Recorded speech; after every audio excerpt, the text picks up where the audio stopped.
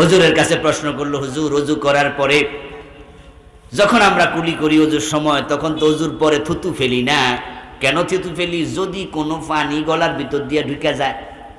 তো হুজুর কয়, আচ্ছা আচ্ছা ঠিক আছে, ভালো, থুতু ফেলাই দিও, বেশিক্ষণ ফেলিও না, একবারে বেশি থুতু ফেললে তো গলায় শুকাই যাব। কই না হুজুর, কি ডর লাগে যদি পানি থাইকা যায়। ওরে বাবা রে বাবা, তাকওয়ার লেভেল কি!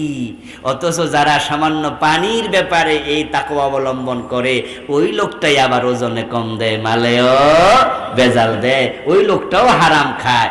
তাহলে সে ওযু করার সময় কুলির ভিতরে পানি গেল কিনা কুলির সাথে, তা নিয়ে টেনশন করে, হারাম খাওয়া নিয়ে টেনশন করে না।